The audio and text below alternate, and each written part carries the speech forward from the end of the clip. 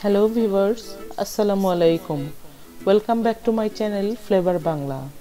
সবাইকে ঈদের শুভেচ্ছা দিয়ে আজকে শুরু করছি Eid special recipe oven baked beef কাচ্চির রেসিপি। সহজ অতুলনীয় স্বাদের ঝরঝরে এই কাচ্চিটি কিন্তু খেতে দারুণ মজাদার। আশা করছি আপনাদের কাছে ভালো লাগবে এই বিফ কাচ্চির স্পেশাল রেসিপিটি। আমি আজকে কাচ্চিটি ওভেনে তৈরি করে দেখাবো। আপনারা চাইলে চুলাতেও হাঁড়িতে করে তৈরি করে একইভাবে দমে দিয়ে কাচ্চিটি তৈরি করে নিতে পারবেন। রেসিপিটি শুরু থেকে শেষ পর্যন্ত দেখার অনুরোধ রইল, কারণ প্রতিটি স্টেপেই আমি বিভিন্ন রকমের টিপস ও ট্রিক্স শেয়ার করব আপনাদের সাথে। আশা করছি সেই টিপসগুলো আপনাদের কাছে উপকারে আসবে।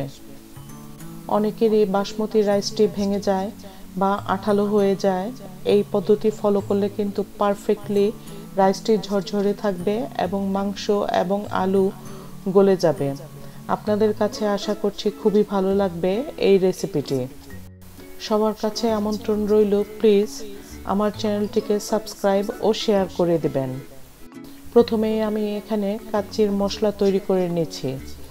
এখানে আমি 4টি কালো এলাচ বা বড় এলাচ নিয়ে নিচ্ছি, 2 টুকরা দারচিনি নিয়ে নিয়েছি, এখানে 1 চা চামচ জয়ত্রী নিয়ে নিয়েছি, অর্ধেকটা জায়ফল নিয়েছি, অর্ধেক চা চামচ কাবাব চিনি নিয়েছি ও 1 চা চামচ সাদা গোলমরিচ নিয়ে নিয়েছি। এই মশলাগুলো কাঁচা অবস্থাতেই গ্রাইন্ডারে গ্রাইন্ড করে নেব। মশলা কিন্তু ভাজাভাজি প্রয়োজন হবে না, কাঁচা অবস্থাতেই গ্রাইন্ড করে নিচ্ছে।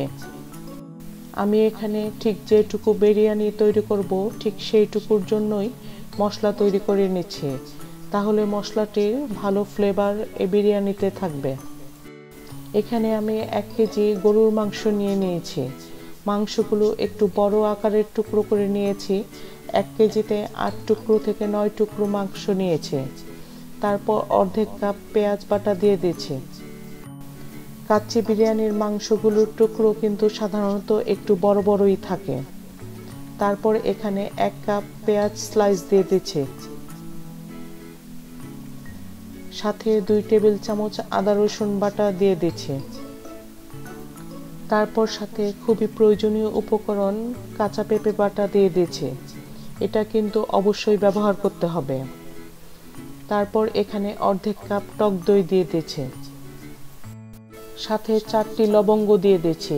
এই লবঙ্গটি চাইলে আপনি মশলার সাথেও গুঁড়া করে নিতে পারবেন। তারপর এখানে 1 টেবিল চামচ লাল মরিচ গুঁড়া দিয়ে দিচ্ছি। আপনি আপনার স্বাদ মতো মরিচ ব্যবহার করবেন। এখানে 1.5 চা চামচ লবণ দিয়ে দিচ্ছি এবং 1 চা চামচ চিনি দিয়ে দিচ্ছি।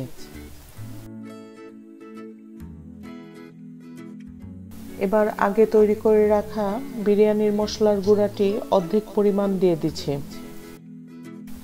তারপর এখানে অর্ধেক কাপ তেল দিয়ে দিচ্ছি, সাথে 4 ভাগের 1 কাপ ঘি দিয়ে দিচ্ছি। এই ঘিটা আমার নিজের তৈরি করা। ঘিয়ের রেসিপির লিংক আমি আই বাটনে ও ডেসক্রিপশন বক্সে দিয়ে রাখবো, আপনারা দেখে নিতে পারবেন। তারপর 1 চা চামচ কেওড়া জল দিয়ে খুব ভালো করে হাত দিয়ে মিলিয়ে নিচ্ছি। এইভাবে মেখে মেখে ম্যারিনেট করে রেখে দেব 6 থেকে 8 ঘন্টার জন্য ফ্রিজের নরমাল চেম্বারে। আপনারা কিন্তু এভাবে ফ্রিজের নরমাল চেম্বারে 2 থেকে 3 দিন পর্যন্ত ম্যারিনেট করে রেখে দিতে পারবেন। কোনো অবস্থাতেই কিন্তু ডিপ ফ্রিজে রাখা যাবে না। আমার চ্যানেলে আরও যে আকর্ষণীয় রেসিপিগুলো আপলোড করা আছে, চ্যানেলের ভিডিও অপশনে বা প্লেলিস্টে গিয়ে দেখে আসতে পারেন। আশা করছি আপনাদের কাছে প্রতিটি রেসিপি ভালো লাগবে। এখানে 500 গ্রাম বাসমতি চাল নিয়ে ওয়াশ করে 30 মিনিটের জন্য ভিজিয়ে রেখে দিয়েছি। তারপর এখানে 4-5টা আলু নিয়ে 1 চা চামচ লবণ দিয়ে দিচ্ছি।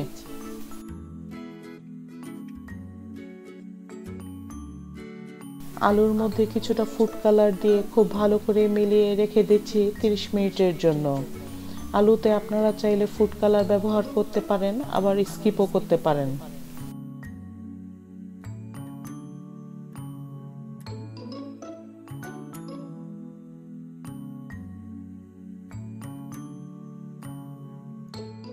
এখানে অর্ধেক কাপ হালকা গরম দুধ নিয়ে কিছুটা জাফরান দিয়ে মিলিয়ে রেখে দিচ্ছি।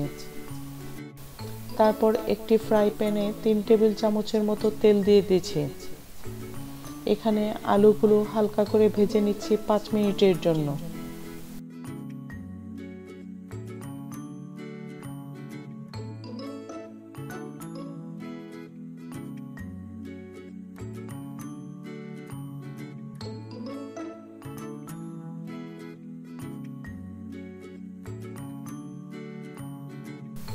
তারপর এখানে একটি হাঁড়িতে পানি গরম করে নিয়ে কয়েকটি এলাচ ও দারচিনি দিয়ে দিচ্ছি।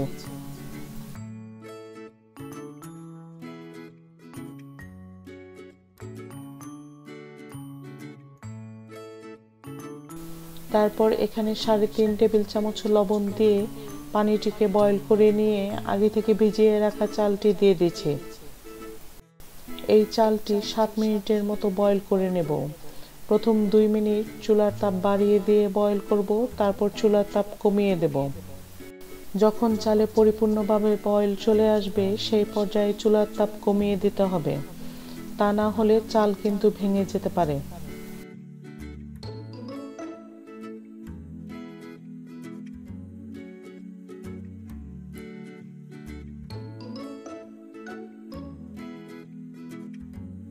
সাত মিনিট পর চাল যখন 80% মতো সিদ্ধ হয়ে যাবে সেই পর্যায়ে আমি স্ট্রেন করে নেব।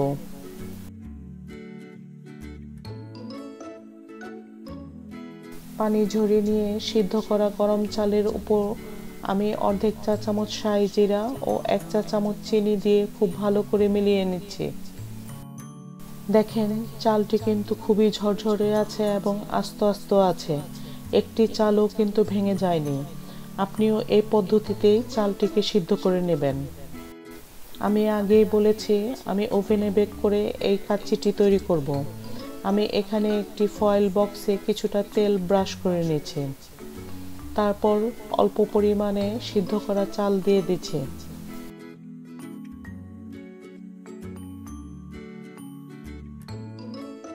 এবার আগে ম্যারিনেট করে রাখা মাংসটিকে ফয়েলটির উপর চারিদিকে ছড়িয়ে দিচ্ছি। আপনারা যদি হাঁড়িতে তৈরি করতে চান একইভাবে কিন্তু সাজিয়ে নেবেন। আমি এখানে ফয়েলে করছি, আপনারা চাইলে হাঁড়িতেও একইভাবে করতে পারবেন। আমি শুধুমাত্র আপনাদের বলে দেব কিভাবে চুলাতে তৈরি করতে পারবেন। তারপর এখানে আমি 4 ভাগের 1 কাপ পেঁয়াজ বেরেস্তা দিয়ে দিচ্ছি। তারপর উপরে স্লাইস করা আলমন্ড দিয়ে দিচ্ছি। কিছুটা কিশমিশ দিয়ে দিচ্ছি এবং কিছুটা মাওয়া ছড়িয়ে দিচ্ছি।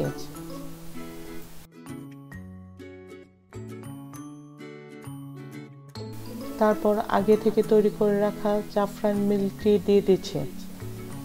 এবার বাকি চালগুলো ছড়িয়ে দিচ্ছি।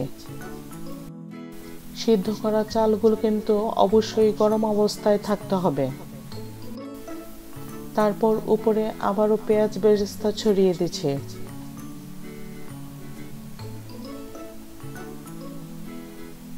কিছুটা জাফরান মিল্কও দিয়ে দিচ্ছি।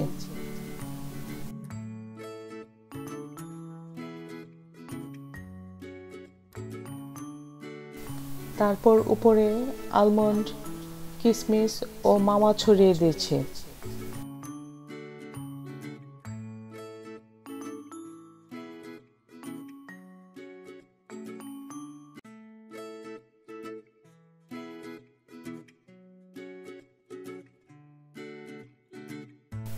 এবার দেখা সৌন্দর্যের জন্য কিছুটা ফুড কালার দিয়ে দিচ্ছি, আপনারা চাইলে স্কিপও করতে পারেন।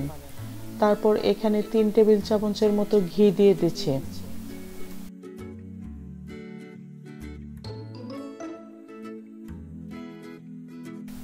উপরে 1 চা চামচ লেবুর রস ছড়িয়ে দিচ্ছি।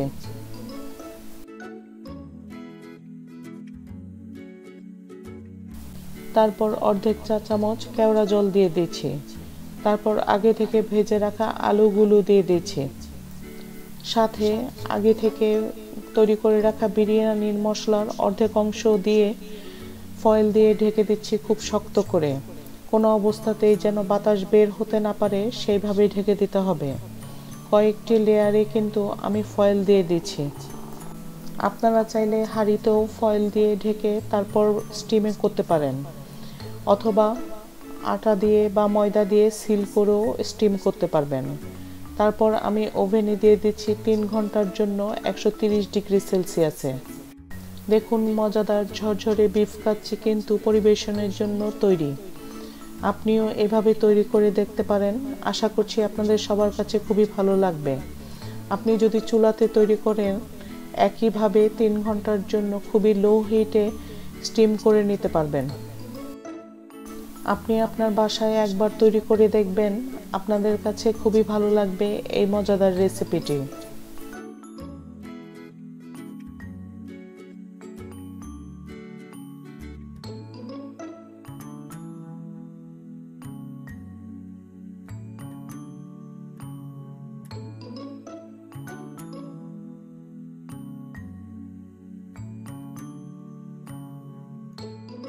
আজকের ভিডিওর রেসিপিটি যদি আপনাদের কাছে ভালো লেগে থাকে, তাহলে প্লিজ লাইক, সাবস্ক্রাইব এবং শেয়ার করে রাখবেন আমার চ্যানেলটিকে। পরবর্তী ভিডিওর নোটিফিকেশনের জন্য পাশে থাকা বেল আইকনটিতে ক্লিক করে রাখবেন। আজকের মতো এখানেই শেষ করছি। সবাই ভালো থাকবেন, সুস্থ থাকবেন। আল্লাহ হাফেজ।